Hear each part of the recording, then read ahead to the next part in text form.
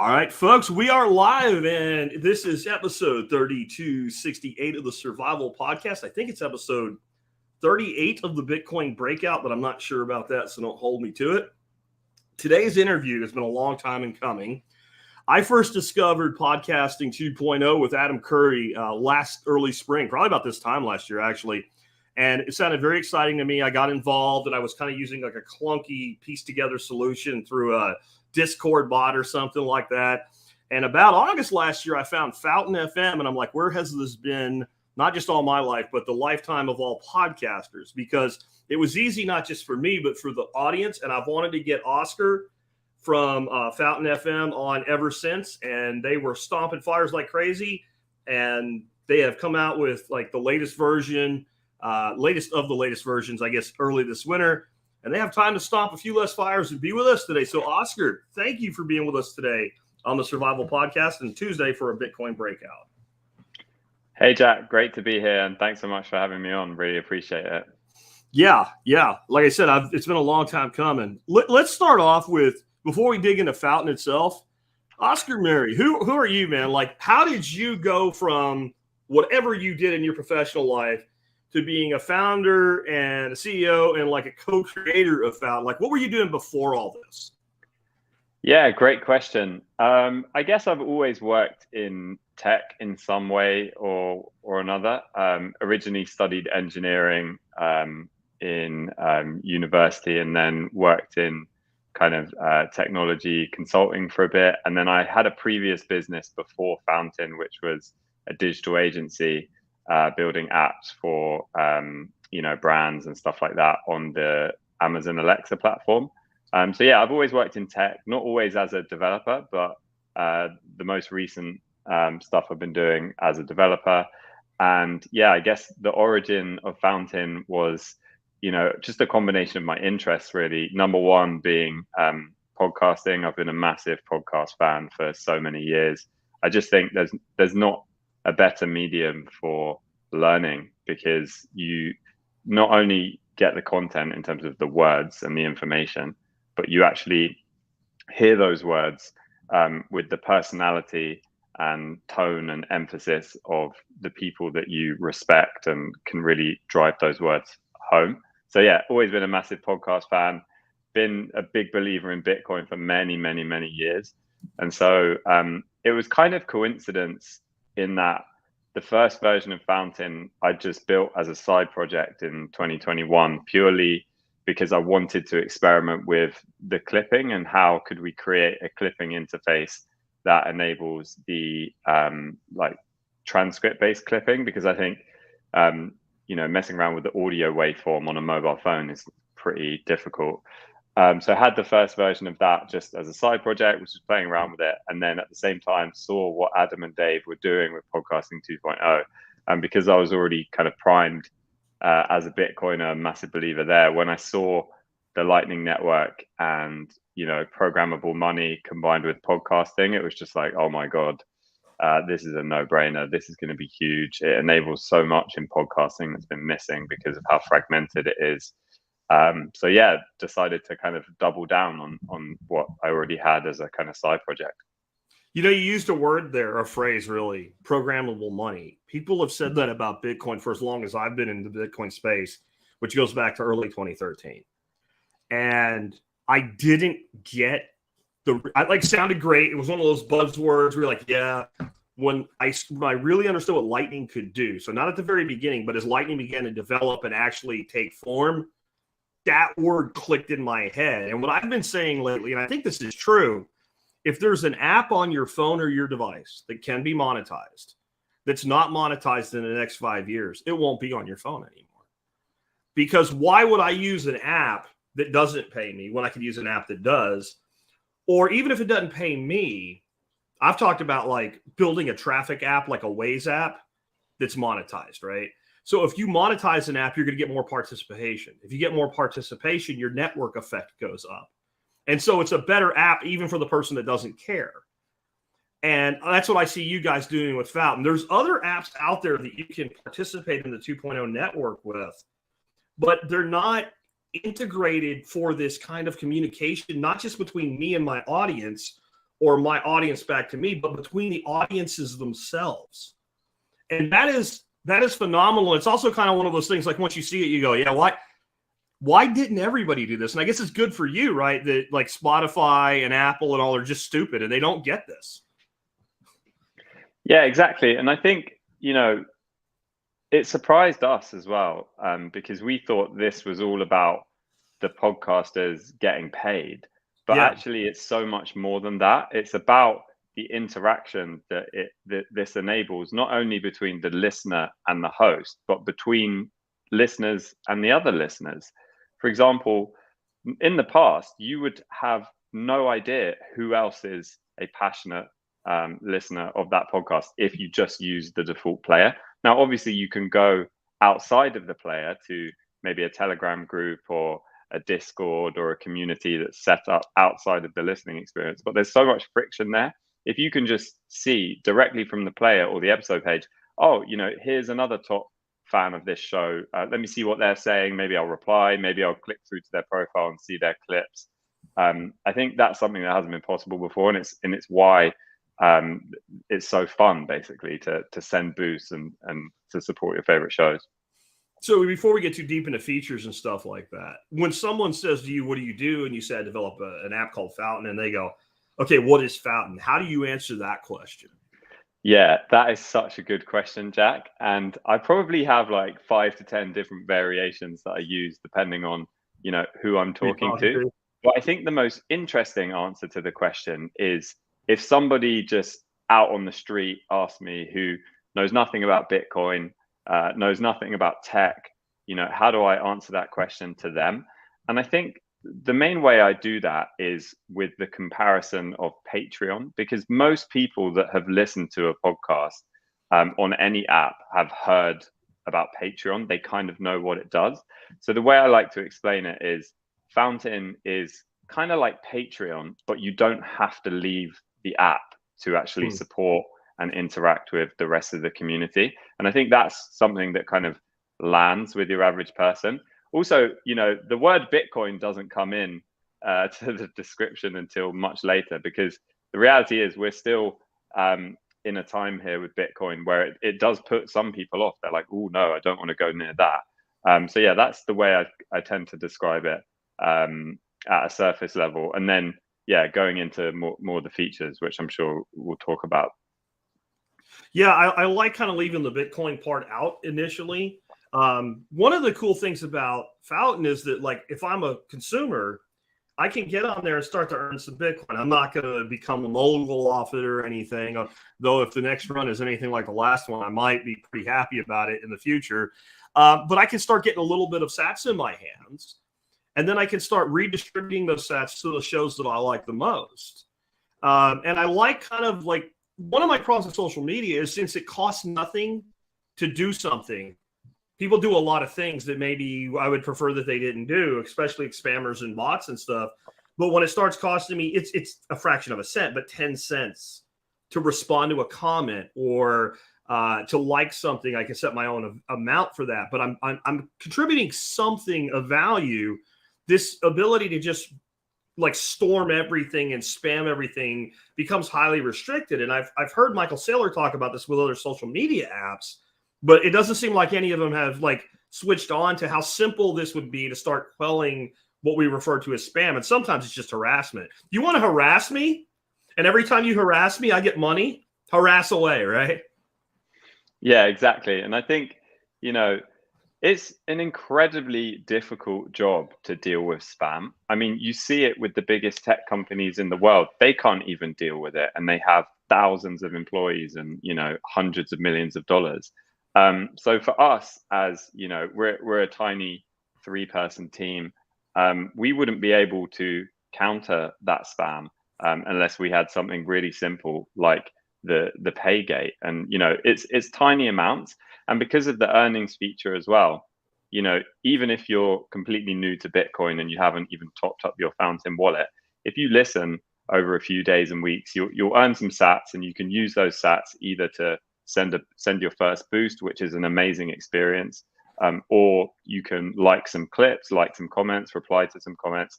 So yeah, for us, it's just a really easy way to counter spam. You know, and it does matter. It does affect behavior because I consume a lot of podcasts while I'm working, as long as I'm not actually broadcasting, because those two things don't go together. And so I'll be working on my books, or I'll be working on like the content for the next day or something, and I'll play a podcast in the background. Well, I've had a real tendency, if that podcaster is like we are right now on YouTube and Fountain or Apple or Spotify or whatever, I have 3 machines here, 2 on each side of this one. And I'll just pull up their YouTube channel and hit play and then let it go in the background. And what I caught myself doing after a few months of being on Fountain is, what the hell are you doing? So I brought one of my Bluetooth speakers in, and I'll pick my phone up and pull up my app and I'll listen. Why would I listen where I'm basically the product for YouTube, where I am the consumer and the customer for Fountain? And that's why I say I think a lot of these apps that are out there, I look at like people going into restaurants and being able to know which server to ask for, because the restaurant is important, but the server's more important, right? Or to know, hey, don't come to this restaurant right now. Go across the street because there's a 2.5-hour wait, and the place across the street's really good, and ask for Frank as your server. He's on duty right now. Like, you monetize that, and things like Yelp are dead. And I think this is the future of podcasting. And because of Adam, we have kind of this base to build on. But now that we have Lightning and other things are coming up like Fediments and stuff, I think that we're going to have like this hyper monetization of information sharing, because when my listeners tell me something that makes my show better, that's worth something to me. So usually when I see a comment on Fountain, you know, I'll throw some sats back at them. And when people make clips of my show, to me, that's extremely valuable. That's one of the most valuable things an audience member can do for me, is take their time to make short form content of the thing they think is most important. So I'll like that sucker like 4 or 5 times and throw them like 100 sats, 150 sats, because they just did a service for me. And I think that is what's been missing, not just in podcasting, but in this massive info market, where basically you're just a dollar sign to the media company, and the media company has to make money. Let's not, dodge around that issue. But isn't there some sort of reciprocity possible? Yeah, exactly. And I think, as somebody who's consuming content on the internet, you have so much more to give than just your attention for advertising money. I think curation is another huge thing that, especially in podcasting and audio, the tools are massively lacking. But there's so much content out there, and especially the way podcasting works with the fact that you subscribe to RSS feeds. Most people that listen to podcasts very, very rarely will actually follow or subscribe to a new show. But that doesn't mean that they're not interested in content that sits outside of their daily listening habit. Doesn't mean that they won't get incredible value from hearing, a 2-minute clip of your podcast. That, if you shouldn't have to subscribe to a podcast in order to receive the incredible value that comes through the medium. And I think that's where curation is such a powerful tool, if we can enable it in the right way, with the right product features, with the right UX. Clipping is like the first part of that, but also the comments as well, the boosts as well. They provide such a strong signal for you to, go and check out that episode. Yeah. And one of the things I found really impressive when I got involved was that I could take my own clips and I could promote them as an advertiser. And one of the things that I wanted to ask you about is, it seems like you have like partners like Zebedee that must have some sort of back end deal with you or something, that they're still doing that. But when I went to promote a clip recently, I could only promote my show. And I would actually prefer as an advertiser to take a clip that's laser targeted, that somebody will give 3 minutes to, 2 minutes to, give them 100 sats to listen. And if I can't win them to take a closer look, that's on me. So is that gone, or did I miss something? Is it going to come back? I mean, yeah, so it's just temporarily gone. I mean, to be honest, we had the big 0.6 release in January, which introduced the activity feed and a complete revamp of the social features, so that now, the content signals on Fountain, whether they be boosts or clips, they can now propagate through the follower graph. So even if I'm not following the person that either sent that boost or created that clip, I might see it in my feed if the signal is strong enough. Okay. That was a massive update, and to be honest, Yeah. we just had so much to do that. Yeah, the promoted clips we had to leave out of that release, but they will be coming back.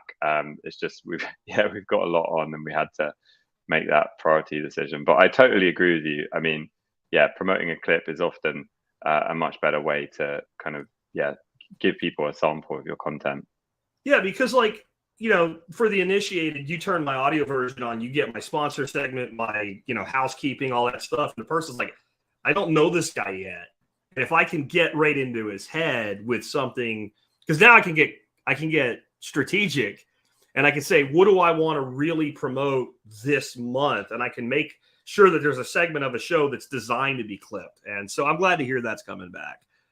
Yeah. And the other thing, I think the thing that I'm so excited about all of this is, you know, the features that we have today are just scratching the surface of what's possible with programmable money. I mean, it's absolutely crazy. Like, one thing I really want to do as well is have the ability for anybody to promote any content. So for example, like if someone really loves your latest episode, maybe as well as sending you a boost, they'd be able to kind of promote it separate to that, and just kind of they'll push out the discovery. But then, you know, it's a difficult one, because the boost in itself, the money goes to you as the podcaster, but we can still use that signal to effectively not promote it, but to surface it to other users. So yeah, there's so much more we can do with that. See, this is where it's dangerous to talk to a marketing podcaster, because then I start filling up your list. Like, I just had a word come into my head, promote-a-thon, where I could take something I want to promote this month and say, anybody, anywhere in my listener audience, you can boost the promotion versus me and fund my promotion for me. Because people would throw $1 at that. But if you take $1 times 1,000 people, right, that's better for me, it's better for you, and it's better for the audience. Because this is what I find different about actual podcasting versus all of these, what I call fake podcasters today, these talking heads from radio and television, that after 15 years of people like me doing this are like, oh, I want a podcast too, and they just repackage their shit. The people that listen to their podcast are doing it for convenience alone. They're not bought into the community around the podcast itself. Where, like, as I was coming up, there was a time like I wanted to get on Judge Napolitano's show on Fox News. And my community, like, ramboed their selection criteria to the point where they're finally like, fine, we'll talk to Jack. They had me up to New York. I went in and spoke to the judge and all, like, because they were so vested in what I was doing. They wanted to help me reach more people. And I think real podcasters have that. And the also rans off of Fox News or CNN or NPR, I don't believe they do. They're not what this medium was really designed for. And they've just discovered that they can push their stuff onto it.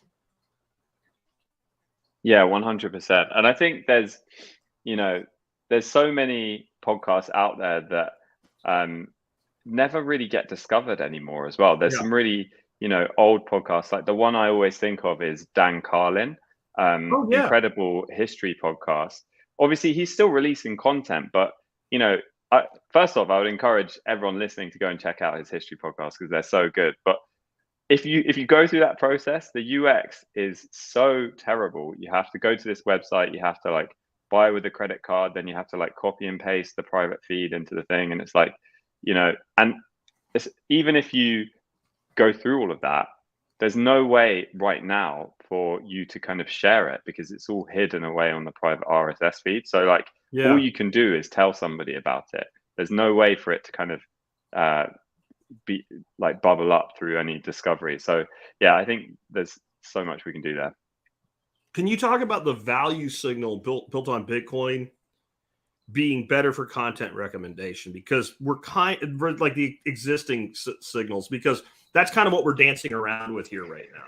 Yeah, definitely. So what's the signal that is currently used on the internet to recommend content? It's attention. So the only thing that affects what content gets recommended and what content doesn't is how much attention is paid to that content. And fundamentally, it's just a terrible signal to use. It creates really negative incentives, because as a content creator, all you're incentivized to do is maximize people's attention. And we've seen this again and again on social media or media on the internet, in that the content that is, more provocative or more, divisive is the content that ends up bubbling up through the recommendation systems. As well as this, you just have a terrible incentive on the content creator to create content that they don't really even want to create, or, change their format. For example, we've all seen those YouTube videos where they're twice as long as they need to be, because the content creator essentially thinks to themselves, hey, if I make this video 40 minutes rather than 20, or 20 rather than 10, I'm going to make double the ad revenue. And also maybe that's going to, be preferred in the algorithm and get me more recommendations on YouTube. That additional attention is not providing anybody that's consuming that content any additional value or anything. It's not teaching them anything new. It's not, making them laugh any more than they otherwise would have. Yeah. And it's just a terrible way to measure the value of content. We should measure the value of content based on the actual value. The problem is we've never been able to measure the value of content before, because how do you do that? There's no technology that allows you to do that. So the programmable money that we now have suddenly enables us to actually have an objective measure of value for every single action that people take on a content platform. So I think the way that's going to change media on the internet is we're going to be able to create, apps, platforms, protocols that incentivize content creators to just only think about the value that they're providing to their audience, instead of some kind of attention game, or like dancing with the algorithm or something like that. So I think that's hugely powerful. I think it's going to create a much better internet. And also just for individuals, I think it's going to enable, content discovery that's, just really enjoyable. I think everyone's had those moments where, whether it's on YouTube or anywhere else on the internet, you find like a hidden gem of content and you're like, wow, this is like so good. Why has it got so few views? Or like, why have I never heard about this before? And it's because probably that content creator was amazing at creating that one piece, but they didn't play the game. They didn't, make the weekly like format or whatever. So I think it's going to change a lot. And I think that podcasting 2.0, what Adam and Dave have created, is the first step towards that. We've got boosts and streams now. That's the first step. Yeah, I would say like there's every media out there can benefit from this. Recently, we were talking about like extra content not necessarily always being valuable. So the other day I had a problem. The battery died in the start remote for my Challenger. I knew there was an emergency way to start it. So I can either go through the book that's this thick to find it, or I can go to YouTube. So I go to YouTube, and the dude that I found that gave me the answer had like a 6-minute video. And it was like literally the history of the Dodge Challenger. And when it came back, and dude, need more. And like the end of the video, he takes the remote, and all you do is you step on the brake and push the remote to the start button, and it works even if the battery's dead. And like, I'm like, I need one thing. And I think there's so often, that's just an example where they're not looking for the history of whatever. I need this one thing. And that curator, that's the word for this really, is the one providing the value. And what I love about Falcon, if somebody makes a clip of my content, I get the exposure, but they get the likes and what have you, and the monetary value for that clip. Because before I understood that, when I first started using it, I'm like, I don't know that I feel good about being paid for what the other person did. And then I real quickly realized, hey, this works the other way.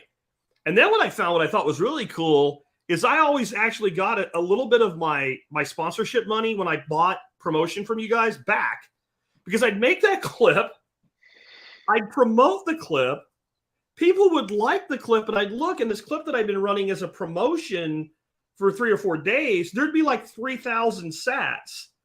And that was actually a lot, because people generally are doing like a 10 sat, like on it. So I was getting likes to promote my clips and getting a small refund on my small. Like, I've never advertised that way. Where literally the person I'm paying to see my content is paying me back. Yeah, it's crazy. And if you don't understand that that's the disruptive technology, you probably work for Spotify or Apple. I'm just saying. You got some new stuff coming, or Podcasting 2.0 has like some new tags that are coming soon. And I know you guys are big on making sure that those are usable in your app. So what's coming from the 2.0 folks? Yeah, so I think the biggest example of what's coming in Podcasting 2.0 is the live item tag. So, right now we're doing this live. We're, recording it on various platforms and it's going out live to various platforms. But, one place where it's not going out to is the podcast app. We have to wait for, after the fact, you transition the audio into a podcast episode and then it appears there. And so, we're getting some great questions here on the live stream. Those are going to be lost if we don't kind of look at them. So with the live item tag, what we're hoping to do, and we're planning to, release this very soon, is actually have any boost, and also no one can boost us live as well. So we're hoping to have all of the functionality that you have in Fountain for episodes, have that for live streams as well. So if someone sends a 500,000 sat boost live as we're talking, that can influence the content of this particular episode, but then people can still see that after the fact. So yeah, live is a massive one. And then the other things that we're working on as well are transcripts, because one of the things that's interesting about the transcripts is, we probably talked about this, over DM like a year ago when we first launched, but originally the transcript-based clipping was available to all Fountain users, but because we're using a commercial transcription company, we had to put it behind our premium tier, which is $2.99 a month, purely for cost. We were spending too much money on transcription. But one of the amazing things, just in the past year, the open source AI transcription models are starting to, number one, massively improve in accuracy, and number two, massively decrease in price. So this is kind of like solving the transcript issue. You see it with the hosting providers that are starting to offer transcripts for all of their episodes. And also for Fountain, it's going to allow us to open up those transcripts, not only to all users, but also, make it instant as well. Because again, if you create a clip on Fountain, you'll know you have to hit create clip, wait for the transcripts, takes like 2 minutes, and then you can come back to it. Obviously, that's not a good user experience. So yeah, I think there's so much that we can do with the transcripts. Clipping is one example. Search is another example. The UX of the player is another example, so you can follow along with the transcript. So all of these things I'm really excited about. And yeah, live item as well. Yeah, I agree completely that I want to see that. But when you did it, I'm like, I totally get it. And the good thing for me is, since I was a premium member, all of a sudden mine worked better because it wasn't being hammered from everywhere, I guess. But like the slowness, like it sped up, I guess.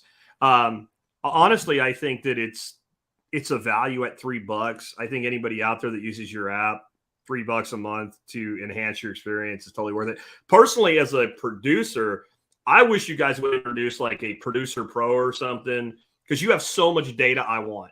And I know the data's there. I just can't get to it. And I said this on the beta group, like, yes, I can now see who my top producers are every week, supporters are every week, but I can't see like just my top boostergrams. Like, I want to see that. I want to know the point on my podcast where everybody goes, fast forward, fast forward, fast forward, fast forward. I want to know that they don't like there's so much data that I want that I'll pay for, because this is a business to me, right? It's a passion, but it's a passion-based business. And I want to serve my audience better, and their behavior, if I can actually get a window into it. I don't need to know who turned me off. I just need to know if I know 10% of everybody listening skipped something, I either need to cut it or I need to make it better. So I think that's a revenue model for you guys as well, because a lot of your top shows, these are people who earn their living podcasting. They're not just the guy that does a sports podcast with his buddy once a week. Yeah, exactly. And we definitely plan to add more features like that for podcasters. I think, the biggest thing I'm focused on over the next few months is just the listener experience, though, because one of the things that I've learned, and, I'll put my hand up and say that we've, fallen down on this a little bit. Again, we're a very small team. And, but my number one focus is improving the listener experience for podcast listeners within Fountain, because all of the things that we're talking about that we're so excited about, it doesn't matter if we don't deliver that like amazing listener experience. So that's my number one focus. But once we've got all of those things in place, then definitely we want to expand the kind of podcaster side features. And I've seen the bitching, and I'm usually like, guys, this is a brand new thing that's never been done before. Give these guys a little bit of grace, because I know you guys. I mean, if you talk about a team that works their ass off, just by seeing what you've been able to do with such a small team, it doesn't happen without working your ass off. And when you're breaking new ground and you're the pioneer, you're going to get some arrows. And, I've had people like, they took all my sats, and it turns out that like they had like 37 sats come in and it disappeared. Like, I'll tell you what, man, give me a lightning address. I'll send you 100. Like, chill out. Like, it's going to be okay. Like, these guys are not doing it they didn't do that to trick you out of 37 sats. And I think that people that go first into a new app need to understand, you guys aren't Spotify or, some giant tech team from Microsoft or something. And if you want radical disruption, then you also have to tolerate a little bit of disruption. And I would have to say that everything changed in January when you guys came out with kind of your new everything. And then, people like me, you had to do a ton of manual work for it. I don't really understand how, but like to shift all of the stuff over for me to get on that new platform because of the number of followers I have there and whatnot. It was a lot of work, but you guys did it, and everything. And if you're in this audience and you've listened on Fountain and you're thinking, well, back in November, I thought it was too buggy or whatever, you need to get back on there, because it is a totally different experience. So I've seen the progression forward, and it's been very impressive.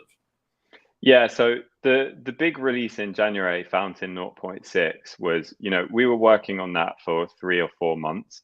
And there were so many improvements, not only to the UX of the app and the design of the app, but also under the hood. We redid our entire payments infrastructure and data modeling from scratch. And so we had to not only transition everything over, but also run the two systems in parallel at the same time.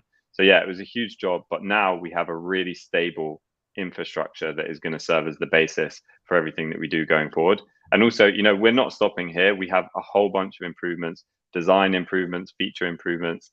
So yeah, we're doing our best. And what I would also say to anyone listening who's either tried Fountain and didn't quite find what they were looking for, or hasn't tried it yet, please do send us an email or use the in-app feedback submission tool, because we track absolutely every piece of feedback, and we're working through them bit by bit.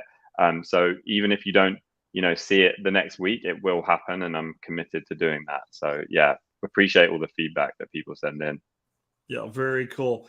What are some exciting new Lightning features that you think could be applied to podcasting 2.0? Because Lightning is a moving target in of itself. Like, Lightning today is actually different than it was 3 months ago, significantly so.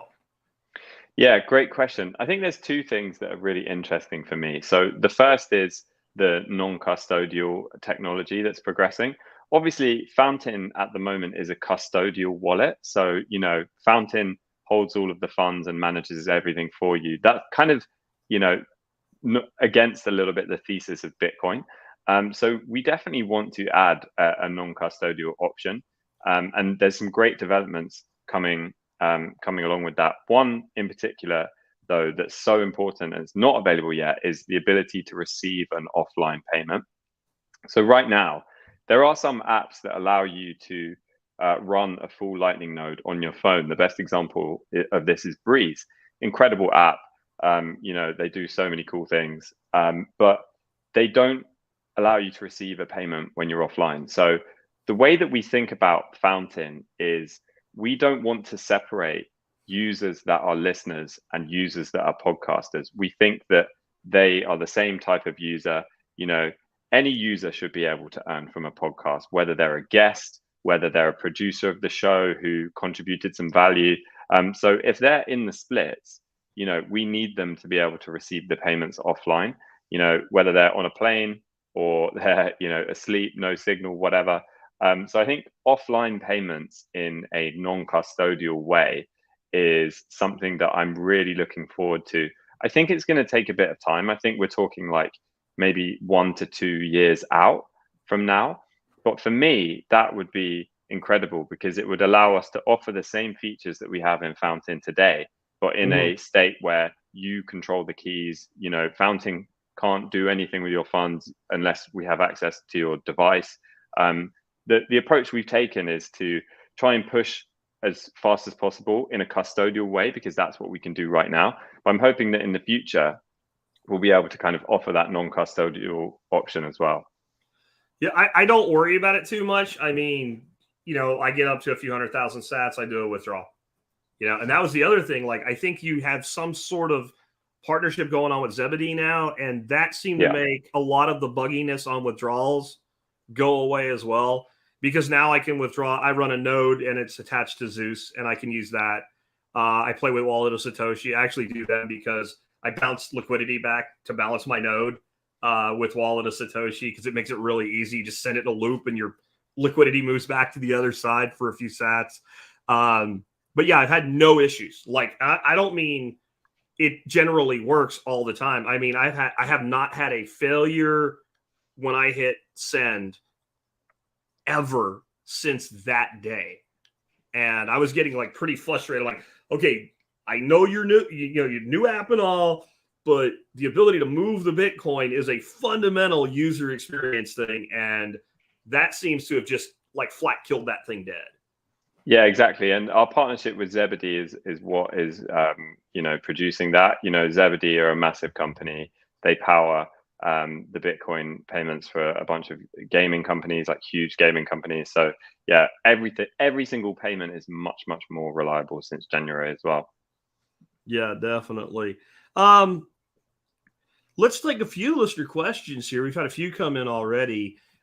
This one might be never. I don't know. When will Fountain FM go to desktop? And that's, you know, I actually would prefer that because I have a really badass sound system tied into this machine over here, you know, but I can understand why you might not want to, because it might make the ability for people to game the system, like running 20 machines in, you know, someplace in the Middle East or something, a little easier to do. Because when you launched giving out sats, you had a lot of people basically trying to just drain sats out of the system.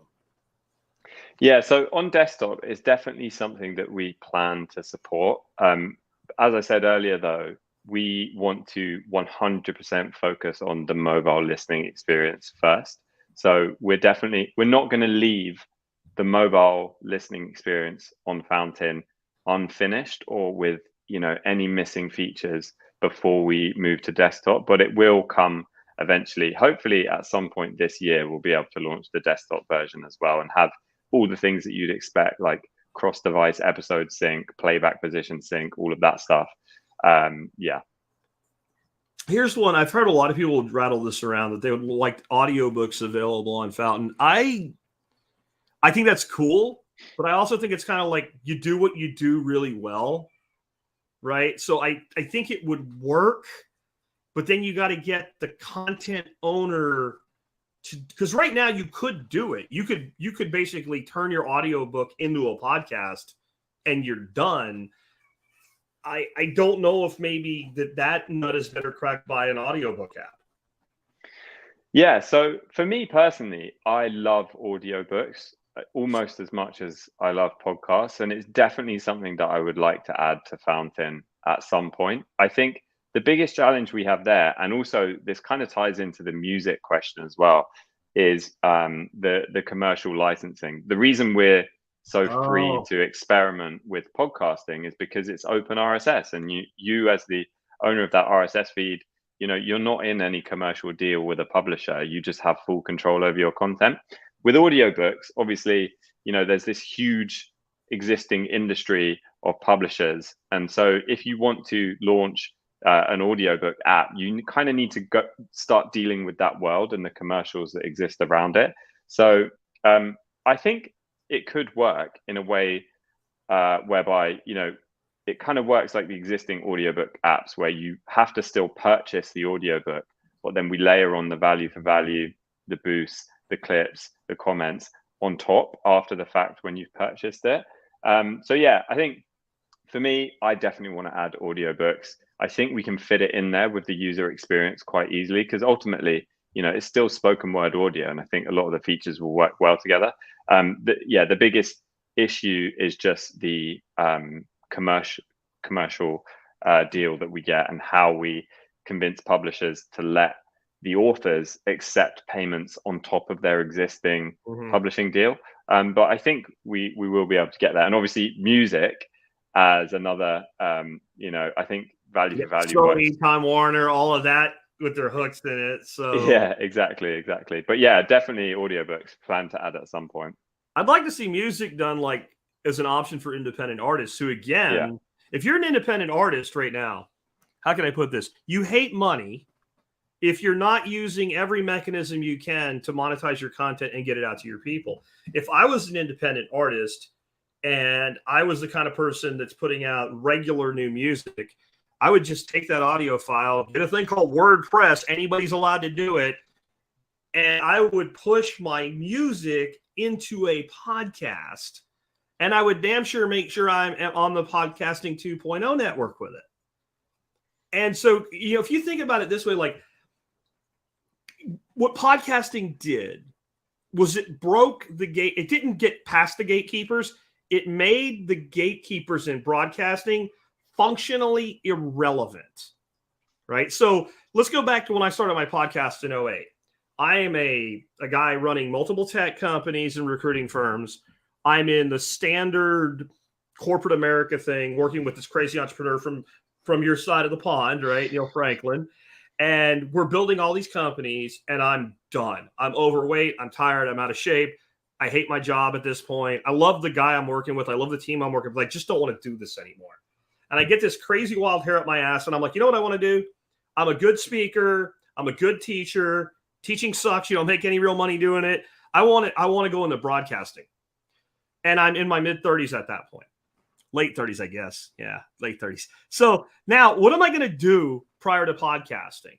Go schlep coffee as an intern at some radio station and beg to get on between like midnight and 4 a.m. maybe. And maybe in 20 years I can get syndicated and I'll be an old man. Instead, you take podcasting, and in 1 year I could have went full-time and my partner asked me to stay 6 more months and I did for him. So in 18 months, I'm a full-time podcaster with this massive audience and zero gatekeeper interaction, like none, and a complete bypass of everything. And that's the disruptive nature of what we're doing. And you want to kind of see that move out into these other spaces. Yeah, 100%. I mean, it would be amazing if both audiobooks and music as a medium just used RSS in the future. I think, there are some moves happening there. Obviously, we have the medium tag in the podcast 2.0 spec, which allows it. So yeah, I think we'll hopefully get there. It's going to be slow though, as Adam Curry always says. But see, with splits, you actually have all the solutions in front of you. So let's say I'm an author and I have a narrator, right? And I have an editor. So instead of going through a publisher, I write my book, my editor edits my book, and my narrator reads my book. I push that out in this environment and I preset it. So my editor gets 10% of all the revenue. I get 60% of all the revenue, and my narrator gets 30% of all the revenue. And it's instantaneous and there's no bookkeeping. And I'm not responsible for a 1099 for paying these people. They're responsible for their own revenue. And now we have not just gotten rid of the gatekeeper to publishing, gotten rid of the accountants. I've gotten rid of like 20 different positions that used to add over, what's the word I'm looking for? additional cost to my cost of delivery. A word just went out of my head there. I've gotten rid of that. And now I can be more nimble in my delivery to my paying customer. And either I make more profit or I charge them less, or both. Yeah, exactly. And you can just get started, in 5 minutes by setting up your RSS feed as well. You don't have to go through the motions of trying to find a publishing deal. And Chartreuse just came up with this, so I'm going to skip some of the other people that I've got because this is interesting. You just need to figure out the digital right and programmable money context would be a bigger market than podcasting. So I think what he's saying is kind of shrewd is there's a licensing fee that goes along with using certain copyrighted content. If the monetary split just accounted for it, then they can't complain because you got your money, so shut up. That would be an interesting thing. And if you don't know how to figure out Bitcoin, you need to do that because your money's there waiting for you. That's a little dicey, but it's an interesting idea. And, you'd probably get them on board eventually because it's streamlining the money to the person that's owed. I want to see this everywhere. Like right now, I run a swag shop for like T-shirts and stuff like every podcaster does. And I take a small cut of that money. And the people that run the swag shop, they have somebody they have to pay that does the print on demand and send out. And so they have that side of the books. And then once a month or once a quarter, they cut me a royalty report. They send it to me with a check. Right. So there's 2 steps there. It would be great. I know this is off of what you guys do, but the person makes a payment. Money goes to the producer. Money goes to the shop owner. Money goes to the content owner. Done. And you start thinking about that. And again, that's when Lightning came along and programmable money. My brain just like, God, I wish I knew how to write code, but then I wouldn't have time to podcast. So I'm glad there's guys like you that know how to write code. Yeah. And also, I think one of the things we've learned the most about the past year is the education part of this is just as important as the tech. So, we've had almost 1,000 podcasters claim their show on Fountain and set up a Lightning wallet. But there's a big difference between actually getting set up on a technical level and actually, starting to receive support week in, week out. And because if you're a podcaster and you already have your show format, you already have your production process, it's a big decision to change that and introduce a segment where you ask people, for support. Yeah. So I think the education piece, we try our best to provide like guides and content on our website. But I think that the more that other podcasters can share their experience of what's working, what's not, things you could try, an easy way to get started, that kind of thing is just as important for this to be successful and continue to grow. It's one of the reasons I kind of want to be able to just see like my top 10 boostergrams, because when you get a small show, then like reading their boostergrams, they can every episode read all their boostergrams. I can't do that. There won't be a show. Right. And I'm not complaining, guys. Keep them coming. Right. But it makes a difference when you read boostergrams online. And if I could just pull up the app and scroll through the top 10 from the last week every Monday, that would make it a heck of a lot easier. And one of the other things is like where you can see them in the wallet, I'm trying to read them and the streams are coming and it keeps reloading stuff. So that would be something that would make it, because my biggest advice to somebody out there who's like, well, I'm on Fountain and I don't get a lot of boosts, I don't get a lot of streams. You need to, one, tell your audience about it. And if you don't tell your audience about it, they don't know. And instead of seeing it as I'm asking them for money, you're providing them additional value. All this stuff we're talking about today, it does not exist on Spotify. It does not exist on Apple Podcasts. It does not exist on Stitcher. It does not exist in Pocket Cast. You can't have the interaction with them. And those companies will not give them money in return for them listening to you. So when you don't tell your audience, you have people that you say you care about, but they could be using just a different app and getting paid. And you didn't tell them that. And that's a disservice, right? Then the next piece would be then when they send you boostergrams, read them on the air. Because other people are like, oh, look at that interaction they got. And I mean, I guess I'm not as big as Adam. Adam literally gets people boosting him to complain or talk shit to him. And he kind of digs it. He's like, yeah, you just paid me to tell me I suck. right? So that's okay. And both sides got to dig that. And so read the boostergrams and tell your people. But don't forget the first part either. Claim. I have a lot of friends that are podcasters, and I'm like, did you claim your podcast yet? Oh, I haven't figured it out. Dude, can you click a link in an email? Yeah, then you can do this. You know, and I won't get that money. But you do one thing, one time, and you get it forever. Yeah. You can't figure it out. You know what? When you look at your balance and it says 150,000 sats, you'll figure it out then. Just do it. Yeah. Yeah. And also, what I think sometimes people miss when they initially hear about Fountain or podcasting 2.0 is that they think it's just a way to, you know, number one, earn money. Number two, you know, have an interaction between the listener and the host. And that's true. And those things are amazing.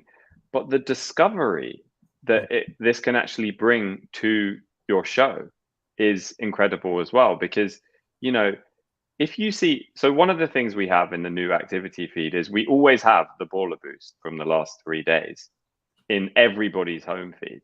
So everybody listening on Fountain, if you're the top boost in the last 3 days, will see your show, will see the boost, and will see the message that that listener sent to your show, which is often, you know, once you start getting up to these high boosts, it's often really thoughtful messages of somebody that's received an incredible amount of value from the show over years and years and years. And so it's such a great, you know, selling point for the show.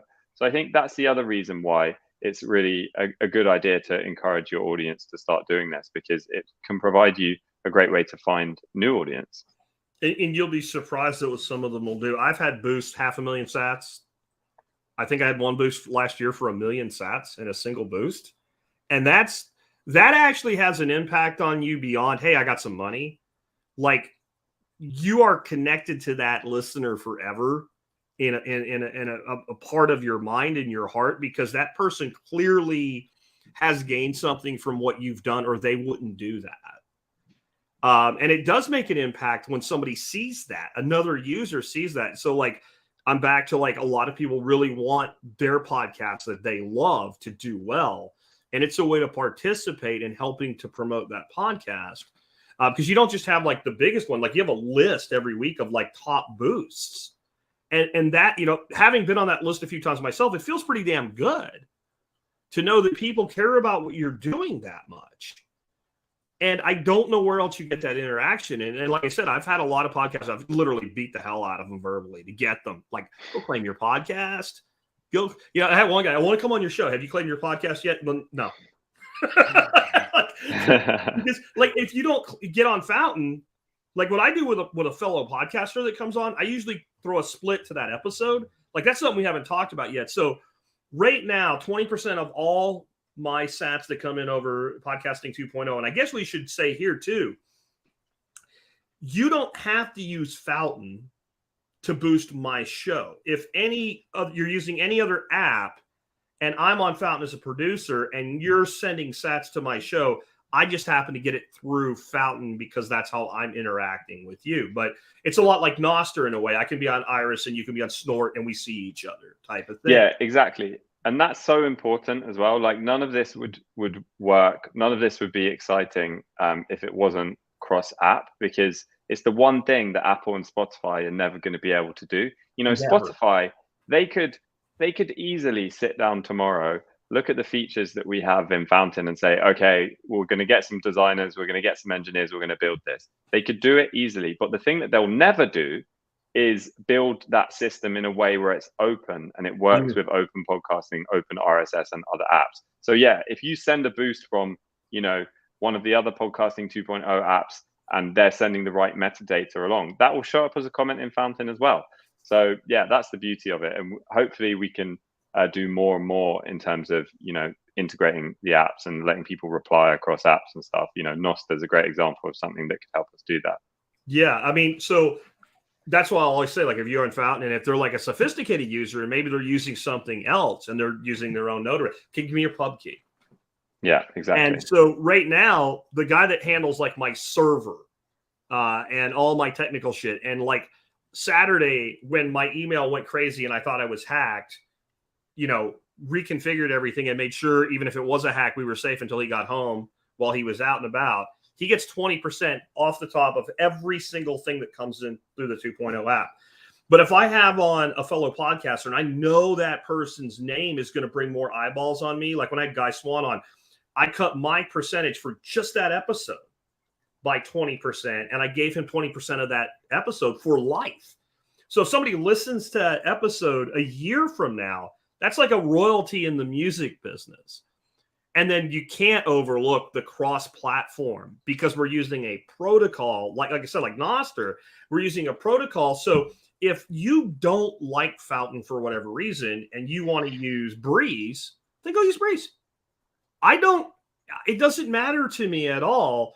I still am going, or if I'm using Breeze and you're using Fountain, well, I guess you can't do that. Well, you can, I guess. Would that work? Does it go the other way? That doesn't seem like it would work. No, so this is what I was touching on earlier, which is the ability to receive offline. So the reason you wouldn't be able to use Breeze to receive is because you can't receive offline payments into your Breeze wallet. But I think that will get solved. Yeah. Well, I mean, in a way you can, because all you're talking about is where you're getting your pod is you have to think a little differently. And so most of the audience are consumers only, not producers and consumers. As a producer, it doesn't really matter where I am because I'm going everywhere. So if I wanted to receive into a different location, what you already give me the ability is instead of receiving to a Fountain wallet to put in my pub key, and I'm pretty sure I can receive straight. I don't do it, but I could receive straight to my node if I wanted to right now. Yeah, you could. Yeah, you could have 50%. And some podcasters do this as well. You could have 50% go into your Fountain wallet and 50% go to your own node as well. But obviously, so you could do that. I kind of like receiving in a Fountain, throwing it over to something like Wallet of Satoshi or Blue Wallet, tossing it over my node, and then eventually pushing it back on chain because go track that. Right? Yeah, I just kind of move it because it doesn't cost much to move. That's the whole point of Lightning, right? You can move it around to multiple locations. We're kind of dancing on this right now, but K-Bonk wants to know, maybe are there any other improvements from listener experience that you're considering that we haven't talked about? Yeah, so I think there's a couple of things. The first is, there's actually three categories. The first is just the management of your library. So the ability to add new sorts and filters and just making the UX of managing your library and your queue just a lot more smooth. And that's something we should have a release out soon on that. The second feature is some of the audio playback features that we haven't got to yet, things like smart speed, voice boost, that kind of thing. And then the third is just integrating some of the new Podcasting 2.0 features more into the player. So I talked about chapters, transcripts, that kind of thing. Right now, they're only displayed on the episode page and not from the player, but there's a lot we can do there. And then the other thing is just to continue to update our CarPlay and Android Auto features, because we've got a kind of V1 out of that, and you can listen, manage your queue, view your library on the CarPlay interface, but there's a lot more to do there. So yeah, a lot coming on the listener side. Yeah, I definitely would like to see more integration with CarPlay, because that's one of the times I spend a lot of time consuming content is when and I don't do it like I used to because I work from home now and all, but when I'm in my car. So like if I have to go out for the weekend, I'm always plugging it in, and it would be great if I had more of the feature capability on the touchscreen on my car. That would be awesome. Yeah, exactly. Yeah. Carl asked, and we kind of talked about live streams already, but like, can you kind of look into the future? What would that actually look? I struggle with that a little bit because I don't always have the same version of the show in both places. Like today, because I slacked and let you hanging right at the end there, I didn't even do my sponsor segments. They'll be on the audio side. They're not on the video this time. And so like, if this got integrated, would I literally be available on the Fountain app, and would that maybe go away? Totally different thing, but here's what Rumble gives me the option to do. I can say I'm going to live stream to Rumble, delete this when it ends, and then the hard copy comes over with the YouTube interface later by the import feature, and so the live stream goes away, and that way you don't have two versions there.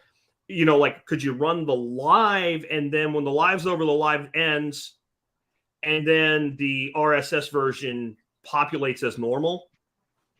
Yeah, exactly. So I think the way that I envision this is that the audio or the video content could be switched out. The important thing is that the metadata around the actual content persists. So, the boosts, the comments, those would persist over, but the actual audio content or video could change. Yeah. Then Carl also says this: could I do an MSB sale with booths? So I sell a private membership. That's my primary monetization. I don't think I would do that, because then I'm turning Fountain into a payment gateway for a separate service. But it gives me a promotional idea, because I've seen other people do this, like Intergalactic Boombox. I love him. And I saw him do a thing where he sold these stickers for boostergrams or whatever. And the other thing would be, I love Tom, but I don't really want to give him 20% of all my payments to my membership program, because that's how I actually pay my mortgage and stuff.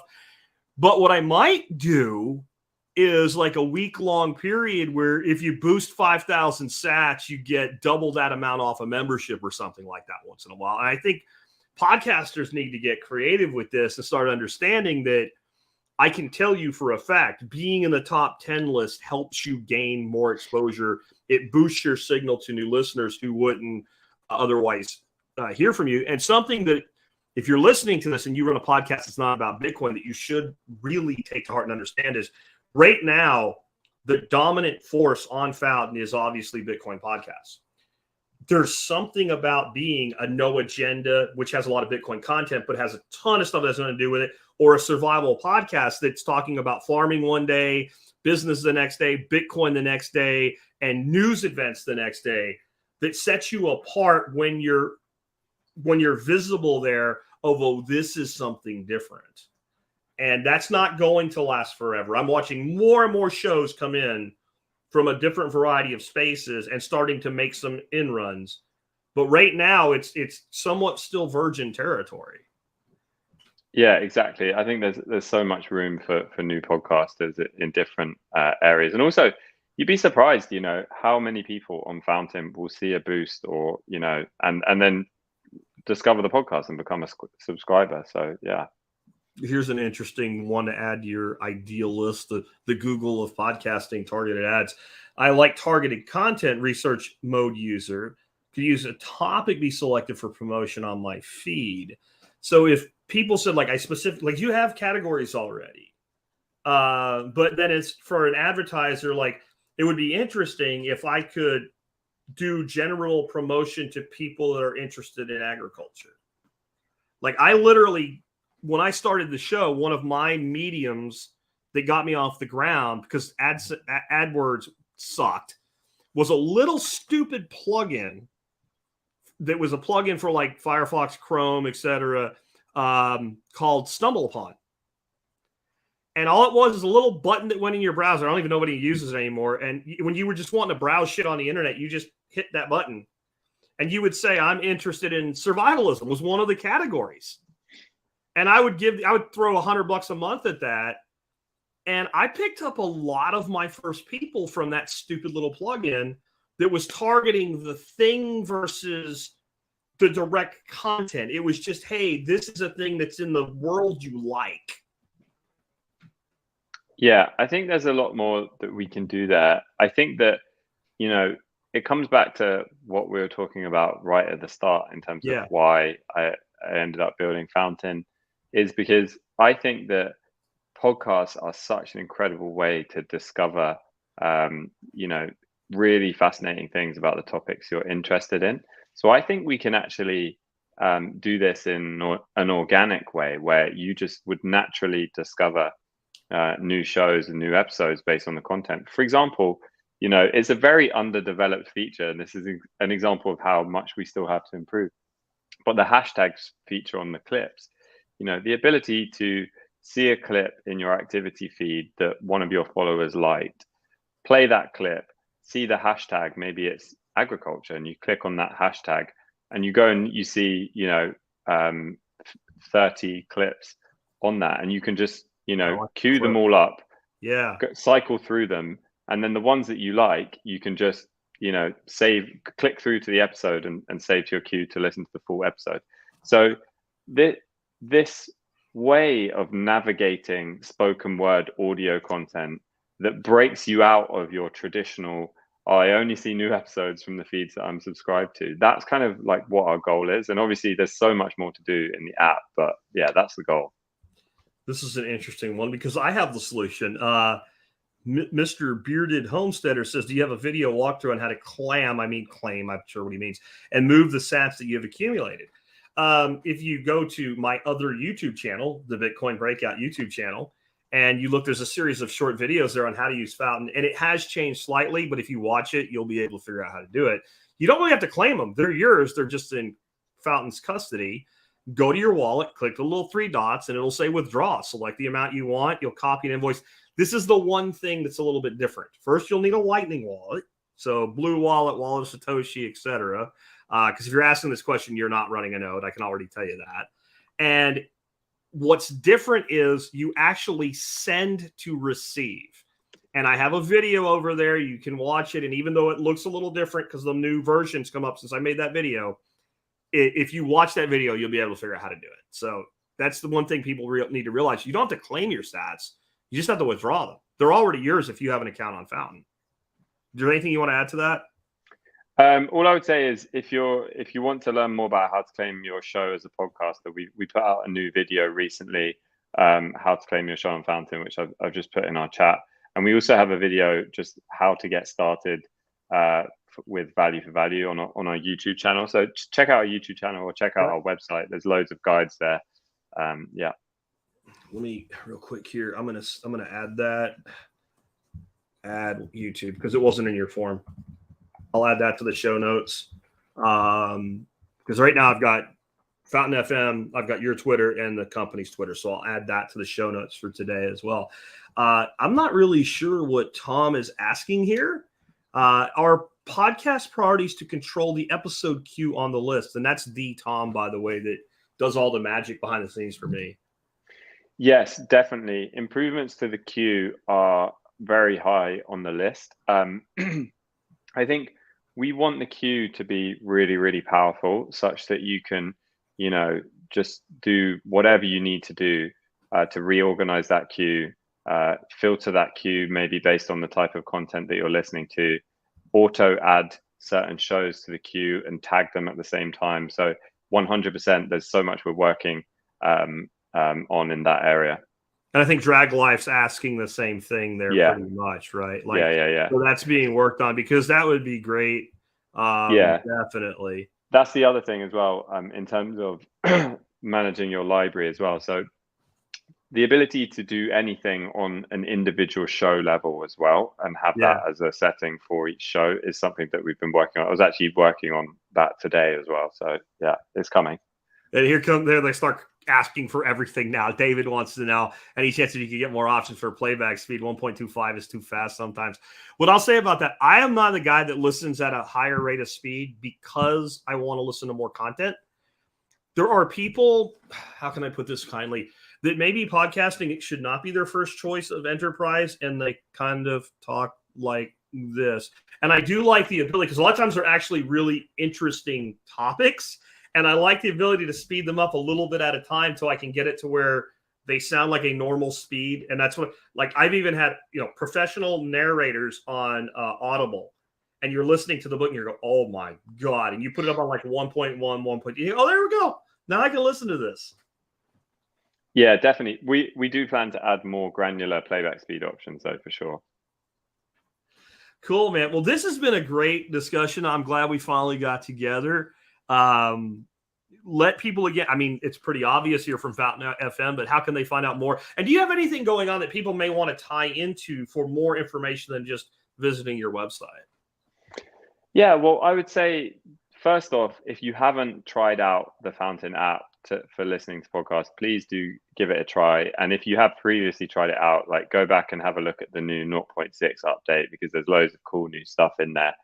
But yeah, if you like what we've been talking about in terms of value for value, changing the way media and content is recommended on the internet, escaping this attention trap that we've kind of fallen into over the past 10 years, then yeah, just please give us a try. We're live on iOS and Android. Just download the app. And the other thing is, please keep your feedback coming in the app as well. Like we are listening to every piece of feedback that comes in. It does have a direct influence on what we build and what we work on each week. So yeah, please do keep sending in feedback. And then the final thing I'll say is just, as Jack said, he's been screaming at every podcaster he knows to try and claim their show on Fountain. And I would encourage everyone, like, do that. Like, go into your list of shows, figure out which ones are Lightning enabled and which ones aren't, and send them an email. Just send them an email and say, hey, like, I would love to support your show here. It takes it takes just a minute and a couple of clicks to get set up, because that's the thing that we've seen work is it's listeners that email their favorite shows and get them set up, and that's how this thing spreads. So yeah, if you want to do any of those things, that would be incredibly helpful. And Bearded Homesteader, is there any benefit to getting the premium version? That's listed what you get. I would tell you, for me, the most valuable thing in that package right now is that when you're doing clips, you can use transcripts. So when I go to make a clip, a textual transcript in blocks, which are very well delineated blocks, shows up.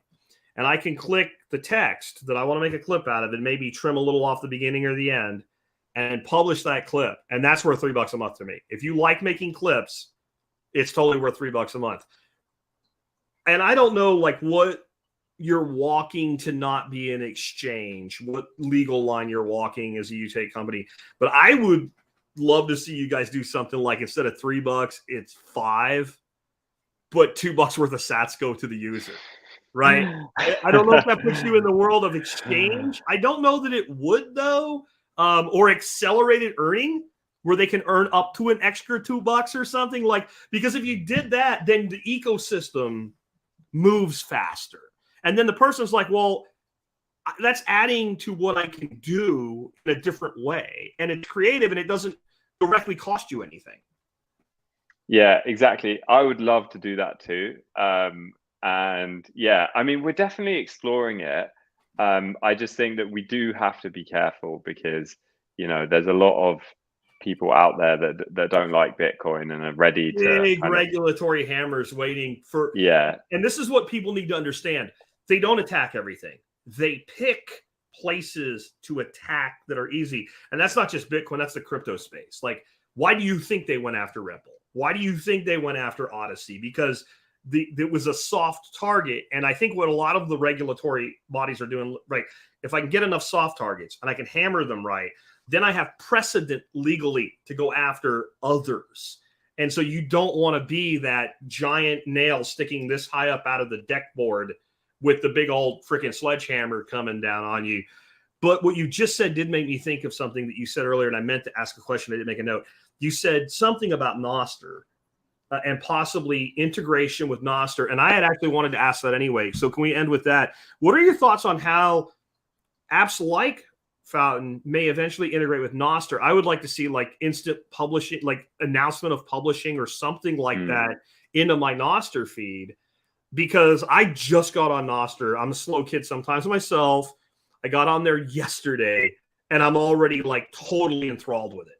By the way, if you're on there, I need your freaking pub key so I can follow you. Yeah, I'll stick that in the chat. So the first thing is, we already have a Nostr integration. So you can add your pub key to Fountain so that other Fountain users can follow you on Nostr. And also you can add your Fountain Lightning address to whatever Nostr client you're using. You can receive the Zap payments directly into your Fountain wallet. And you get the same analytics on how much you're earning, who's supporting you and which notes the income is coming from, as you do with the podcast. So you can see a side-by-side breakdown of, okay, in the last 7 days, I've earned this much from Boost, this much from streams, and this much from Zaps on Nostr. So yeah, definitely I would encourage you to do that. And that's our kind of like first step with Nostr integrations. But I do think there's a lot more we can do there. Because like I say, the power of the Nostr protocol is that you can bring your followers. So like, obviously you have followers on Fountain, you have followers on Nostr, you have followers. Like, you should just be able to bring your followers to whatever app you use. We don't want to keep that as some kind of, secret thing that we have in Fountain. Like, you should be Yeah. able to bring your followers, and that's what Nostr enables. But yeah, if you're using Nostr as well, try adding your Nostr Pub Key to Fountain. You can do it from the profile tab, and also try adding your Lightning address to Nostr. And tag me on Nostr, and I'll send you a zap to test it out. But yeah, you can receive zaps to your Fountain wallet now. Well, I see you found the private chat, so drop your pub key in there for me, and I'll make sure that I add that to the notes as well. And I'm going to actually make that modification. Right now, we're closed for booking because we're booked so far out. But when I bring the guest form back, I'm going to start asking for that. And I'll put, like, if you don't know what this is, leave it blank. But when I have guests on that are on Nostr, it makes perfect sense that we would want to make sure that we have their pub key. Because all I can say, guys, I did the show on Nostr last week. And if you haven't tried it, freaking try it, because it won't make sense until you do. And the minute you use two separate apps and your shit's in both places, you're like, oh, I see. And then, you know what? We talked a lot today about Fountain being new and having some grace with things as people work through it. Nostr's pre-beta, right? So just know, like we said last week, you get on Nostr, you'll see some things you don't want to see. Things will not always work as quickly as you would like, but there's pioneers. And trust me, in this day and age, you want to be a pioneer, because what we're watching right now is the greatest technology disruption in the history of mankind. And it will always be, in the words of Ernest Hemingway, gradually, then suddenly. And one day everybody will know and be like, oh, of course. And it will seem like it happened in a 48-hour period, like a bank run. But it will be this lead up where you put down your anchor and you build your fortress inside it. And so I'm excited that I got on Fountain as early as I did. I made your top 10 list last year for the year, and I got on in August. And all I could think to myself is, yeah, you should have gone on in January. And that's Nostr, that's Fountain, that's all of these things that Oscar and I were talking about today. Whether you're producer or consumer, get on them now, because we're changing the value formula, where the value formula used to be, I do a podcast and you give me money in one form or another. You use my referral links, you join my membership, and the value I gave you back was product. But now we're changing the value into a circular economy, which is the parallel economy we always talk about building. This is it. Because two users who consume the content are sharing value between each other, and I'm out at that point, and I'm okay with that. And to my fellow podcasters, if you're not, what are you even doing? Go get a job with CNN. Oscar, man, this has been great. Again, all of the links will be in the show notes today. Thanks for being with us today. Thanks so much for having me on, Jack. Really appreciate it. And yeah, hope we do this again soon. Absolutely. Anytime you want to come back.